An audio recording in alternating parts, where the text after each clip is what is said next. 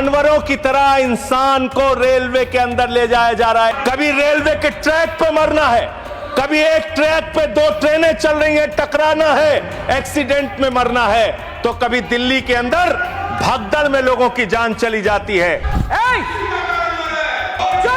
इस प्रकार का हस्तक्षेप तो असंसदीय है। कोई भी सदस्य उठ के खड़ा होकर के, मंत्री क्यों ना हो, अगर ऐसा करेंगे तो डिरेलमेंट हम भी करेंगे। अरे ठाकुर जी, सुनने का क्षमता रखो। आपने ठीक नहीं किया था, इसीलिए लोग आपको उधर बिठाया, हमको इधर बिठाया, ये तो समझो ना कम से कम। रेलवे पर गर्व बहुत है, रेलवे पर गर्व बहुत है, मगर सच छुपाया जाता है। ट्रेनें बढ़ी नहीं, भीड़ में धक्का दिलाया जाता है। गंभीर सवालों के जवाब गंभीरता से देने चाहिए, ना कि ट्रकों के पीछे शायरी को पढ़ देने से। मौत का कुआं अक्सर मेलों में बना करता है, लेकिन आज जुबान पर अतिरिक्त दबाव देकर एक नई कल्पना की गई है। आरोप लगा है कि रेलवे को मौत का कुआं बना दिया गया है। जब आरोपों की बात हो रही है तो उछला है अडानी ग्रुप का नाम। कसा गया है पूर्व चुनाव आयुक्त राजीव कुमार पर शायराना अंदाज में तंज। सुनाई गई हैं कुछ सस्ते नशों की कहानियां कि कैसे नेल पॉलिश, पेट्रोल और सिरदर्द वाले बाम का इस्तेमाल हो रहा है। हमारे आपके हिस्से सदन से कुछ ज़रूरी निकला है क्या? चलिए आपके पसंदीदा शो संसद में आज में जानते हैं। नमस्ते, मैं हूं हिमांशु तिवारी।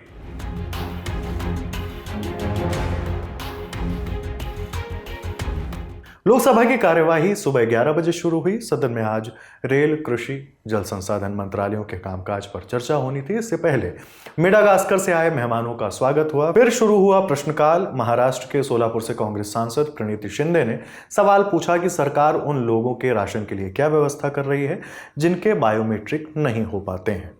मैं ये पूछना चाहती हूँ कि जो लोग जिनके बायोमेट्रिक नहीं होता है, जिनके थंब नहीं आते हैं, जैसे हमारे यहाँ बहुत से बीड़ी कामगार हैं, उनके यहाँ पे छाले हैं, या किसान है, किसानों के बायोमेट्रिक्स हो नहीं पाते हैं, तो इनको राशन नहीं मिल रहा है। तो क्या आप ऑफलाइन राशन देने की आप प्रावधान करने वाले हैं? विपक्ष की ओर से सरकार पर आरोप लगा भेदभाव का, तो जवाब दिया उपभोक्ता मामले के मंत्री प्रहलाद जोशी ने।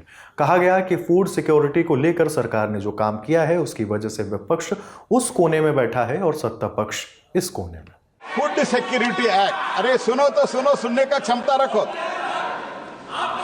अरे ठाकुर जी, सुनने का क्षमता रखो। आपने ठीक नहीं किया था, इसीलिए लोग आपको उधर बिठाया, हमको इधर बिठाया, ये तो समझो ना कम से कम। At least try to understand this much. और बाकी राज्यों में भी, सारे देश में भी साहब, मैं आपको कहना चाहता हूं स्पीकर साहब, सारे राज्यों में 3 राज्य छोड़ के बाकी कांग्रेस को ऐसे क्यों बिठाया है? ये लोग सिर्फ जो भी करते हैं चुनाव के लिए करते हैं। मोदी जी ने ऐसे नहीं किया है। मोदी जी ने 80 करोड़ लोगों को फ्री धान्य दे रहे हैं, फ्री। एंड ये लोग इनका सरकार जहां है, और मैं ये भी फिर से रिपीट करना चाहता हूं, सब हमारे सदस्यों के लिए रिपीट करना चाहता हूं, इन लोगों ने 2013 में हड़बड़ी में पारित किया और रूल भी नहीं बनाया था, एक राज्य भी उसमें नहीं था, जो हम आने के बाद, मोदी जी आने के बाद इसको लागू किया है। 80 करोड़ लोगों को हमने फ्री राशन दे रहा है। कोनों कोनों से निकलती हैं कहानियां सवालों की शक्ल में। ऊर्जा प्रोजेक्ट को लेकर कांग्रेस सांसद मनीष तिवारी ने सरकार से सवाल पूछा, जवाब भी दिया गया। फिर विपक्ष नारेबाजी करने लगा। सरकार पर आरोप लगाया गया कि वह अडानी ग्रुप के प्रभाव में काम कर रही है। इस हंगामे के साथ विपक्षी दलों के सांसद कुर्सी छोड़कर स्पीकर के सामने वेल में पहुंच गए।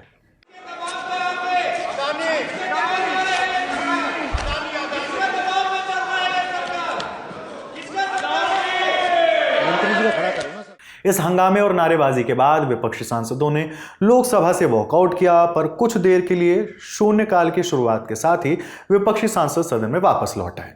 समाजवादी पार्टी के सांसद धर्मेंद्र यादव ने आशा वर्कर की सैलरी को लेकर सरकार से सवाल पूछा है।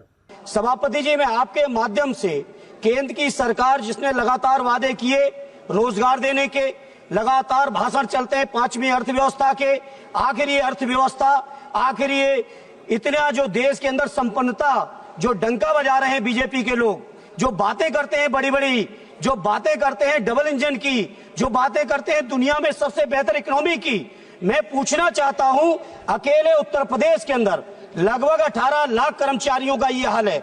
अगर इसी रेशियो में देखेंगे तो पूरे देश के अंदर लगभग 1 करोड़ से भी ज्यादा कर्मचारियों की दुर्दशा है। और साथ ही साथ सभापति जी, आश्चर्य इस बात का है, इसमें कहीं भी बाबा साहब भीमराव अंबेडकर जी के बनाए हुए संविधान में जो हमें रिजर्वेशन मिलना चाहिए दलित भाइयों को, जो रिजर्वेशन मिलना चाहिए पिछड़ों को, कहीं उसका कोई प्रावधान नहीं है। दिन नित नए षड्यंत्र, कैसे रिजर्वेशन को खत्म करें। रिजर्वेशन अगर सीधे खत्म नहीं कर पा रहे हैं तो आउटसोर्सिंग के माध्यम से खत्म कर दें। आउटसोर्सिंग कर्मचारियों का इतना शोषण हो रहा है सभापति जी कि मनचाही एजेंसियां हायर हो रही हैं। वो एजेंसियां अगर 10,000 रुपए सरकार पेमेंट करती है तो 3,000 से ज्यादा पेमेंट कर्मचारियों तक नहीं जाता है। धर्मेंद्र यादव के बाद झारखंड के गोड्डा से बीजेपी सांसद निशिकांत दुबे ने परसीमन का मुद्दा उठाया। जिक्र हुआ बांग्लादेशी घुसपैठियों का और निशाने पर आया विपक्ष। 1951 में हमारे यहां आदिवासियों की संख्या 45% थी। मानिकम टैगोर जी, हंसने वाली बात नहीं है, सीरियसली सोचिए जरा। और जब 2011 की जनगणना हुई संथालपुरना में, आदिवासियों की जनसंख्या केवल और केवल 28% है। मुसलमान की जनसंख्या जो 9% थी 1951 में, आज 2011 की जनगणना के बाद वो 24% है। ये हिंदू मुसलमान का सवाल नहीं है, पूरे देश भर में मुसलमानों की संख्या 4% बढ़ी है, लेकिन हमारे संथालपुरना में वो जनसंख्या 15% बढ़ी है। और वो सभी के सभी बांग्लादेशी घुसपैठिए हैं जो बंगाल के रास्ते मालदा, मुर्शिदाबाद, कालियाचक से लेकर किशनगंज, अररिया, उसके बाद पाकुड़, साहबगंज, गोड्डा, देवघर, दुमका, जामताड़ा, पूरा का पूरा ये फैलाव हो गया है। हम बाबा साहब अंबेडकर की बात करते हैं और मैं आपको बताऊं सभापति महोदय, इस सदन के लिए आज डीएमके और तमिलनाडु पूरे अपोजिशन की बैठक कर रहा है और हमारे भी मुख्यमंत्री जा रहे हैं वहां। डिलिमिटेशन जो है कैसे होगा, डिलिमिटेशन किस प्रकार से करना है, लेकिन कभी भी इस पार्लियामेंट में इसकी चर्चा नहीं हुई कि 2008 का डिलिमिटेशन हमारे झारखंड में नहीं हुआ है। इस देश में झारखंड नहीं है, हमारा ही राज्य एक ऐसा है जिसमें कि 2008 का डिलिमिटेशन नहीं हुआ। और क्यों नहीं हुआ? इसीलिए नहीं हुआ कि यदि डिलिमिटेशन हो जाता तो आदिवासियों की 1 लोकसभा की सीट और आदिवासियों की 3 विधानसभा की सीट कम हो जाती। शून्यकाल में ही बीजेपी सांसद रवि किशन ने गोरखपुर में भारतीय प्रबंधन संस्थान यानी IIM स्थापित करने की मांग की। भोजपुरी अंदाज में अपनी बात रखते हुए उन्होंने क्या कहा, सुनिए। यहाँ एक रेलवे का बहुत बड़ा नेटवर्क है और यहाँ एयरपोर्ट भी है। गोरखपुर उसके आसपास के जिले के क्षेत्र बड़ा मेधावी बड़ा लड़का बच्चा लोगन के पढ़े के बाद अपने जीवन में आगे बढ़ा, कहें कि उन लोगन का रिजल्ट बहुत टॉपर्स होते हैं, उसके आसपास उनके अपार संभावनाएं उकरा में। लेकिन गोरखपुर प्रबंधन संस्थान ना होके के कारण उन लोगों को काफी दूर जाना पड़ता है, अपने परिवार से दूर, समाज के आर्थिक रूप से कमजोर, दलित और वंचित वर्ग के, निषाद समाज काफी बड़ा समाज है हमारे यहाँ, उनके बच्चे भी बड़े अच्छे पढ़ते हैं, टॉपर्स हैं, और छात्र संसाधनों की कमी के कारण उनके सपनों को उन लोगों को छोड़ना पड़ता है। और ये बड़ा दुखद बात बाटे। गोरखपुर में एक भारतीय प्रबंधन संस्थान IIM की स्थापना हो जाने से उन लोगों का जीवन बन जाए। शून्यकाल के बाद सदन की कार्यवाही को दोपहर 2:10 तक के लिए स्थगित कर दिया गया। 2 बजे के बाद सदन जब फिर से बैठी तो नियम 377 के तहत चर्चा की शुरुआत हुई। पेट्रोलियम मंत्री हरदीप सिंह पुरी ने तेल क्षेत्र विनियमन और विकास संशोधन विधेयक 2024 को लोकसभा में पेश किया। यह बिल राज्यसभा से पारित हो चुका है और अब इसे लोकसभा में लाया गया है। इस बिल के कुछ प्रावधानों पर विपक्ष ने आपत्ति भी जताई। फिलहाल विधेयक के अलग अलग खंड पर आने वाले दिनों में सदन में चर्चा होगी। लोकसभा के बाद अब राज्यसभा की बात। कार्यवाही सुबह 11 बजे शुरू हुई। सत्ता पक्ष की ओर से केंद्रीय मंत्री मौजूद थे तो विपक्ष की ओर से नेता प्रतिपक्ष मल्लिकार्जुन खड़गे। कल सदन में मंत्री की गैर मौजूदगी को लेकर हुए बवाल के बीच आज की मौजूदगी एक अलग ही कहानी कह रही थी। चर्चा शुरू हुई। उपसभापति की ओर से कहा गया कि नियम 267 के तहत स्थगन प्रस्ताव के 9 नोटिस को मंजूरी नहीं दी गई है, जिसे लेकर विपक्ष नाराज हो गया। कांग्रेस की ओर से प्रमोद तिवारी तो टीएमसी की ओर से डेरेक ओब्रायन कुर्सी से उठ गए।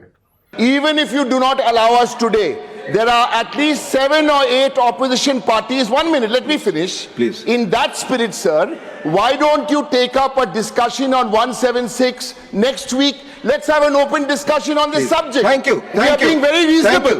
शून्यकाल के साथ सदन के कामकाज को आगे बढ़ाया गया। आरजेडी सांसद मनोज झा ने डुप्लीकेट वोटर कार्ड को लेकर सवाल उठाया और तंज कसा पूर्व मुख्य चुनाव आयुक्त के शायराना अंदाज पर। ये जो संसद है सर, ये लोकतंत्र की इमारत है और लोकतंत्र चुनाव से जिंदा है। अगर चुनाव की पद्धति और प्रक्रियाएं कॉम्प्रोमाइज की जाएंगी, उसमें से फ्रॉड की बू आएगी, तो सर कुछ भी नहीं बचेगा। मेरा सिर्फ इतना आपके माध्यम से एक आग्रह है कि सदन की ओर से जाए एक गंभीर सवाल कि तुरंत ये तय करें इलेक्शन कमीशन कि एक्सटेंट क्या है डुप्लीकेट एपी कार्ड का, इन्वेस्टिगेट करो कि ये फ्रॉड कहां से उत्पन्न हुआ और अर्जेंट करेक्टिव मेजर, और उसके साथ साथ इलेक्शन कमीशन एक सेपरेट लिस्ट इशू करे voter deletion, new additions and modifications.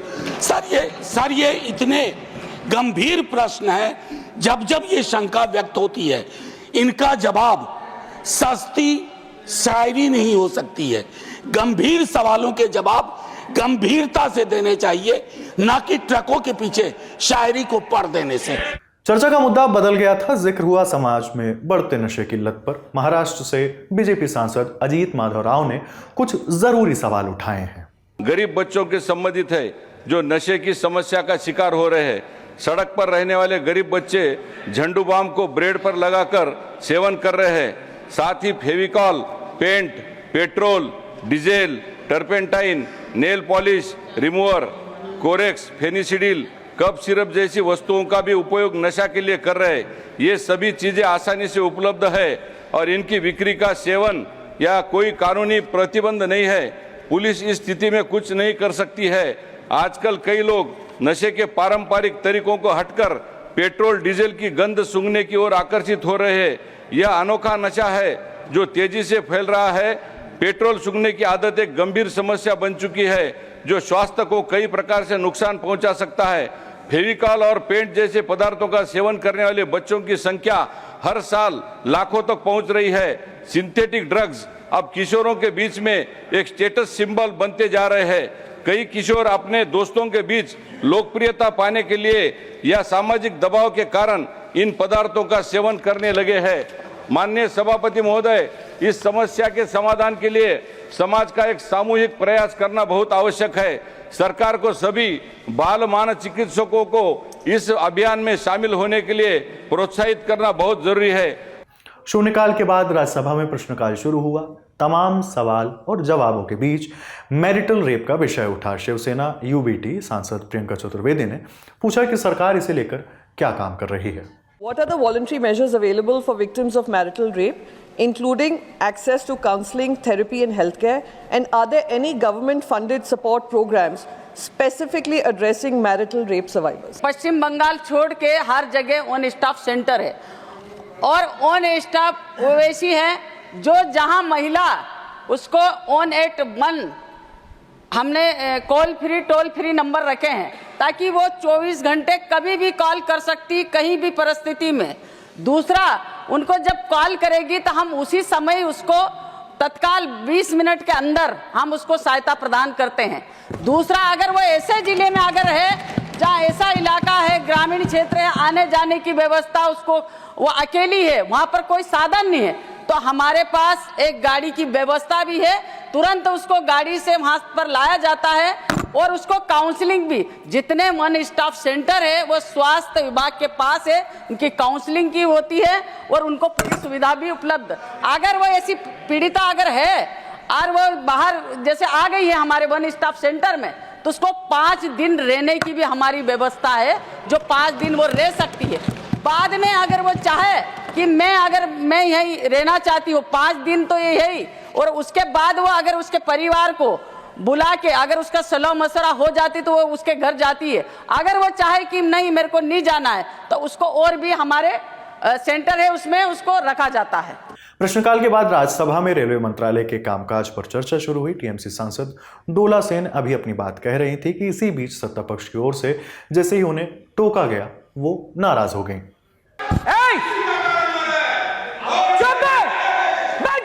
Neeraj, धीरज रख यार, नीरज।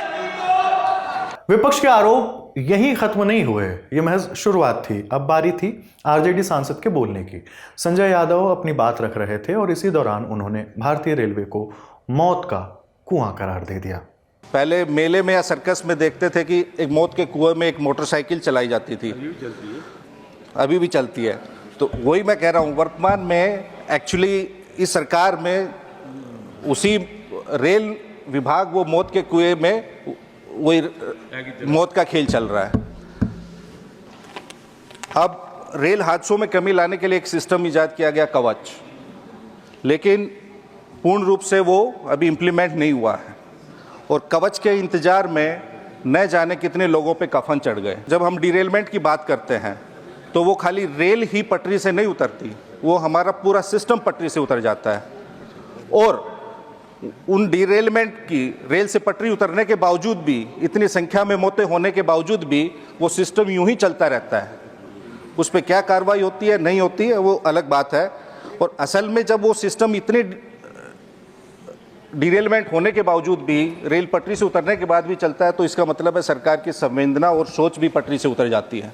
किसी भी जो रेल से यात्री उतरता है उससे आप पूछ लीजिए कि आपका सफ़र कैसा रहा, आपकी यात्रा कैसी रही, तो वो बताएगा कि बिल्कुल खराब। पूछेंगे भाई क्यों खराब है, वो कहेगा कि रेल में इतनी गंदगी थी कि शौचालय जाने का मन नहीं करता, वॉशरूम में इतनी गंदगी थी। और उसी जगह उसी प्लेटफॉर्म पे शांत होकर सुने, बहस का मत। उसी प्लेटफॉर्म पे एक बड़ा सा विज्ञापन रहता है जिस पर लिखा रहता है स्वच्छ भारत। शांत होकर सुने। जब सरकार एक ट्रेन की 8-10 बोगियों को स्वच्छ नहीं रख पाती, होता है कि लोग अपने उन 8-10 बोगियों में साफ सफाई नहीं रख पाती, तो किसी शहर और देश को तो स्वच्छ रखने की बात ही छोड़ दीजिए। बोलिएगा ना। अभी होली का त्योहार है, आप जाइए किसी रेलवे स्टेशन पे, बिहार की बात हो रही थी, 20 साल से वहां एनडीए की सरकार है, 11 साल से यहाँ है, सबसे अधिक बिहार, तीसरा लार्जेस्ट पॉपुलस स्टेट है बिहार। वहां बिहार की जाने वाली ट्रेनों की 200% कैपेसिटी से अधिक ओवरलोडिंग है। लालू जी के समय नहीं होती थी। अभी आप जाइए भगदड़ में, अभी भी पीछे मेरे बिहार के लोग थे।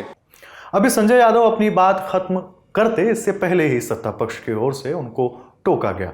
केंद्रीय मंत्री ललन सिंह बोलने के लिए उठे और बतौर रेल मंत्री आरजेडी सुप्रीमो लालू यादव के कार्यकाल का जिक्र कर विपक्ष को निशाने पर ले लिया। इनको शायद पता नहीं है कि लालू प्रसाद जी जब रेल मंत्री थे तो रेलवे में इतना ओवरलोडिंग करवाए कि ट्रैक का लाइफ घट गया और यात्रियों के सिक्योरिटी के साथ समझौता किया। ये काम ये कर रहे हैं, इसको बोलने नहीं रहे। आरोप लालू यादव पर लगे तो राज्यसभा में उनके पार्टी के प्रमुख चेहरे मनोज झा गुस्सा हो गए। सत्ता पक्ष की ओर से भाषण के बीच में हस्तक्षेप पर उन्होंने नाराजगी जाहिर की। सार्थक बहस हो रही हो तो इस प्रकार का हस्तक्षेप असंसदीय है, परंपराओं का निर्माण नहीं होता है। कोई भी सदस्य उठ के खड़ा होकर के, मंत्री क्यों ना हो, अगर ऐसा करेंगे तो डिरेलमेंट हम भी करेंगे। रेलवे के हाल पर विपक्ष की ओर से सिर्फ शोर और हंगामा नहीं हो रहा था, शायराना अंदाज में तंज भरे लहजे में शायरी भी पढ़ी गई। आम आदमी पार्टी के सांसद अशोक कुमार मित्तल ने क्या कहा है, सुनना चाहिए। रेलवे पर गर्व बहुत है, रेलवे पर गर्व बहुत है, मगर सच छुपाया जाता है, सच छुपाया जाता है। ट्रेनें बढ़ी नहीं, भीड़ में धक्का दिलाया जाता है। ट्रेनें बढ़ी नहीं, भीड़ में धक्का दिलाया जाता है। अमेरिका और चाइना ट्रैक बिछा रहे हैं, अमेरिका और चाइना ट्रैक बिछा रहे हैं, हम इधर मोते गिन रहे हैं। सर, सिस्टम ध्वस्त है मगर सपना दिखाया जाता है, मगर सपना दिखाया जाता है। धन्यवाद सर। ये आपका अपना ओरिजिनल है या कहीं से लिया? सर आप शायर हैं, आप ज्यादा जज कर पाएंगे, ओरिजिनल है सर। अब बारी थी सत्ता पक्ष की। जेडीयू के सांसद संजय कुमार झा बोलने के लिए उठे, निशाने पर पूर्व रेल मंत्री लालू यादव। क्यों? क्योंकि थोड़ी देर पहले उन्हीं की पार्टी के सांसद ने अब के रेल मंत्री को खूब निशाने पर लिया था। हार्वर्ड यूनिवर्सिटी में बुलाया गया ऐसे आदमी को जो लैंड फॉर जॉब स्कैम में अभी मुकदमा चल रहा है, जमानत पर है, पूरा परिवार। और नहीं, इसमें गलत क्या है? 2-2 कट्ठा, 1-1 कट्ठा जमीन गरीबों का लेकर के नौकरी दिया गया। नहीं कर सकता हूं। IRCTC घोटाला जो पूरा जो नियम उन्हीं है, के समय में सब नियम हुआ के है। हिसाब से चलेंगे। इन्हीं लोगों के प्रोटेक्शन में तो सब हुआ था। हुआ कब था? कौन किया था?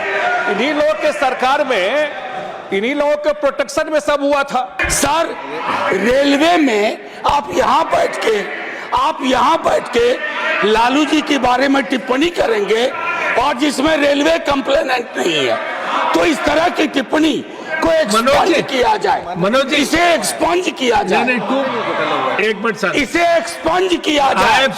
इसका एग्जामिनेशन हो और इसे एक्सपंज किया जाए। राज्यसभा की कार्यवाही आज अब अपने आखिरी हिस्से की तरफ थी। विपक्ष के आरोप और सत्ता पक्ष के तर्कों के बीच रेल मंत्रालय के कामकाज पर आम आदमी पार्टी के सांसद संजय सिंह ने अपनी बात रखना शुरू किया। अब आप आम बजट के साथ रेलवे का बजट लेके आते हैं, हालत क्या बना दी। बातें तो बड़ी बड़ी होती है, Vande Bharat train, bullet train. प्रधानमंत्री जी ने कहा था बुलेट ट्रेन चलेगी मुंबई से अहमदाबाद तक। बुलेट ट्रेन चला रहे हैं लोग। बुलेट ट्रेन तो छोड़िए, जानवरों की तरह इंसान को रेलवे के अंदर ले जाया जा रहा है, एक जगह से दूसरी जगह तक। शर्म आती है, वो दृश्य देख के शर्म आता है मान्यवर।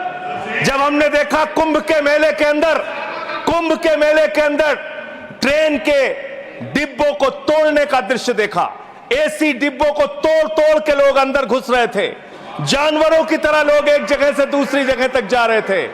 आम इंसान की जिंदगी में सिर्फ मरना लिखा हुआ है। कभी रेलवे के ट्रैक पे मरना है, कभी एक ट्रैक पे दो ट्रेनें चल रही हैं, टकराना है, एक्सीडेंट में मरना है, तो कभी दिल्ली के अंदर भगदड़ में लोगों की जान चली जाती है। आम इंसान की जिंदगी में मरना लिखा हुआ है। माननीय मंत्री जी यहां पे बैठे, और मैं दिल से कहना चाहता हूं, कोई यहां पे बैठे इसलिए नहीं कह रहा हूं, जब ये मंत्री बने पूरे देश को उम्मीद थी कि रेलवे के अंदर क्रांतिकारी बदलाव आएगा। ये उम्मीद थी कि एक तकनीक के जानकार, एक पढ़े लिखे, एक शिक्षित योग्य मंत्री बने देश के अंदर, वो बदलाव लेके आएंगे। लेकिन रोज एक्सीडेंट पे एक्सीडेंट, जितना ट्रेन की पटरी पे ट्रेन नहीं चलती, उससे ज्यादा ट्रेन के बाहर, पटरी के बाहर ट्रेनें चल रही हैं। ये अव्यवस्था का आलम है कि यहां भगदड़ से लोगों की मौत हो गई, मंत्री जी को पता तक नहीं था। इसका मतलब इनके कर्मचारी, इनके अधिकारी इनको बताते भी नहीं कि इतना बड़ा हादसा हो गया। इसी दिल्ली में लोगों की मौत हुई सर। रेलवे मंत्रालय के कामकाज पर जारी चर्चा अब सोमवार यानी 17 मार्च को होगी। होली की वजह से सदन की कार्यवाही को आज स्थगित कर दिया गया। राज्यसभा की कार्यवाही अब 17 मार्च सुबह 11 बजे शुरू होगी। होली की शुभकामनाओं के साथ और एक वादे के साथ अब हम विदा लेते हैं। वादा ये कि आपका शो संसद में आज 17 मार्च को फिर से हाजिर होगा। शो लिखा था मेरे साथी सुप्रिया ने, कैमरे के पीछे है मुकेश, मैं हूं हिमांशु। देखते रहिए द लंदन टॉक। शुक्रिया।